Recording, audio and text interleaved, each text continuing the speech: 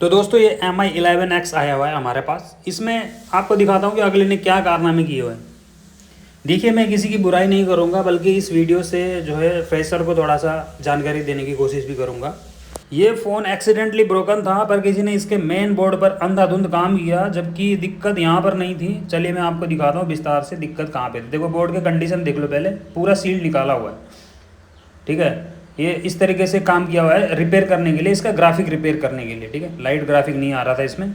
अब इस फ्लेक्स पत्ते को ध्यान से देखिए, इसी के जरिए सारी सप्लाई हमारे इस सब बोर्ड के लाइट और ग्राफिक सेक्शन तक आती है। इस मॉडल में पूरा का पूरा लाइट सेक्शन इस सब बोर्ड में दिया गया है, लेकिन अगले ने क्या किया, लाइट और ग्राफिक के चक्कर में सीधा मेन बोर्ड पर काम शुरू कर दिया, जबकि असली बीमारी तो यहाँ पर लाइट सेक्शन जो कि नीचे सब बोर्ड में था। अब यहाँ पर देख सकते हैं एक्सीडेंट मतलब गिरने के बाद, झटका लगने के बाद, यहाँ पर मैं आपको दिखा रहा हूँ, झटका लगने की वजह से इसके सारे मेजर कंपोनेंट्स और उनके पैड्स बिल्कुल टूट चुके हैं। देखो अपनी जगह से यहाँ पर हट चुके हैं, यहाँ पर ध्यान से देख सकते हो आप लोग। तो इसके वजह से जो है प्रॉब्लम क्रिएट हुआ था, लेकिन काम कहीं और हो गया, कोई बात नहीं। अभी यहाँ पर हम इसको रिपेयर करते हैं। तो भाइयों, जैसे ही फॉल्ट आता है आपके पास, तो पहले डायरेक्ट मदरबोर्ड या तो कहीं पे भी हाथ पैर मत मारो, पहले फॉल्ट को अच्छे से समझो, फ़ोन का प्रॉपर ऑब्जर्वेशन करो और उनकी हिस्ट्री पता करो कि फॉल्ट आखिर क्रिएट कैसे हुआ। इससे आपको सही सोल्यूशन तक पहुंचने में बहुत हेल्प मिलेगी, ठीक है।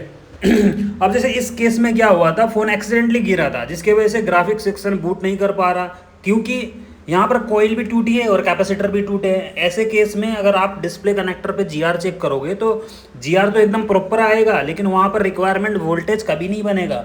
इसलिए सिर्फ मल्टीमीटर के जीआर के पे भरोसा मत करना, फिजिकल डैमेज भी देखना ज़रूरी है। अब चलिए सारे कंपोनेंट्स के टूटे कंपोनेंट्स को हम ओरिजिनल सेफली जो है यहाँ पर रिमूव करते हैं और चेंज करते हैं।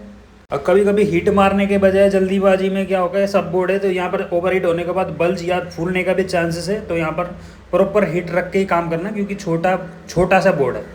अब सारे कंपोनेंट परफेक्टली लगाने के बाद बारी है इसको चेक करने की। हमने इस फ़ोन को एक नया डिस्प्ले लगाया, क्योंकि दोस्तों इस फ़ोन में कस्टमर का डेटा बहुत ही ज़्यादा इंपॉर्टेंट था, और उस डेटा को सेफली निकालने के लिए हमने बोर्ड पर काफ़ी काम किया, ठीक है। अब और फाइनल रिजल्ट आपके सामने है। देखो यहाँ पर फर्स्ट लोगो आ चुका है, मतलब मुझे दिख चुका है, मैं आपको दिखाने की कोशिश करता हूँ। और यहाँ पर फ़ोन एकदम परफेक्टली ऑन हो चुका है। अभी यहाँ पर बूट करके चेक करते हैं।